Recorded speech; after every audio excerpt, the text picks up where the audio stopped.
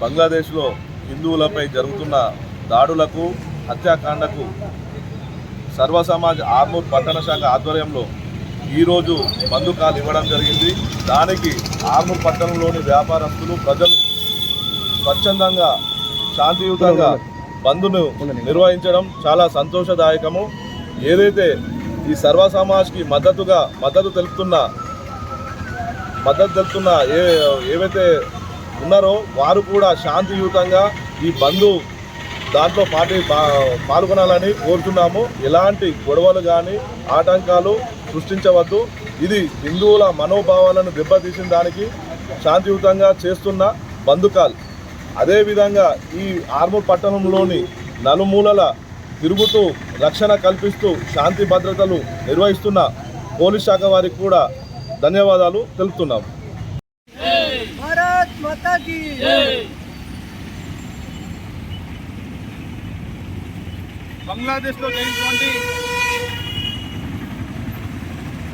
బంగ్లాదేశ్లో ఉన్నటువంటి హిందువులపై జరిగినటువంటి హత్యలకు అత్యాచారాలకు నిరసిస్తూ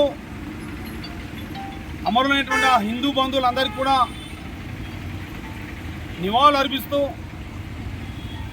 అలాంటి సంఘటనలు బంగ్లాదేశ్లో వెంటనే ఆపడానికై అంతర్జాతీయ దేశాలన్నీ కూడా స్పందించాలని, ఐక్యరాజ్య సమితి కూడా స్పందించాలని చెప్పి డిమాండ్ చేస్తూ ఈరోజు ఆర్మూర్ పట్టణంలో ఆర్మూర్ సర్వ సమాజ్ ఏదైతే బంధు పిలుపునివ్వడం జరిగిందో ఆ బంధుకు అనూహ్య స్పందన వచ్చి హిందువులందరూ కూడా స్వచ్ఛందంగా బంధు పెట్టుకొని విజయవంతం చేయడాన్ని ఆర్మూర్ పట్టణ వాసులుగా ముందుగా వారందరికీ కూడా ధన్యవాదాలు తెలియజేస్తూ ఉన్నాం.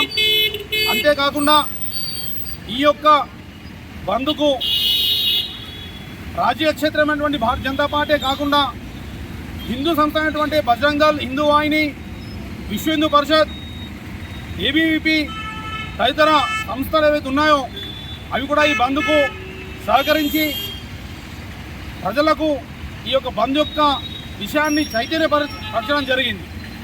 ఇలాంటి దేశం కోసం, ధర్మం కోసం, హిందుత్వం కోసం ఏవైతే ఉద్యమాలు చేస్తారో ఈ ఉద్యమాలకు ప్రతి హిందూ బంధువు కూడా రాజకీయాలకు అతీతంగా, కులాలకు అతీతంగా కదిలి వచ్చి ఈ ఉద్యమాలను, ఈ నిరసనలను విజయవంతం చేస్తే రాబోయే కాలంలో భారతదేశంలో సైతం రాబోయేటువంటి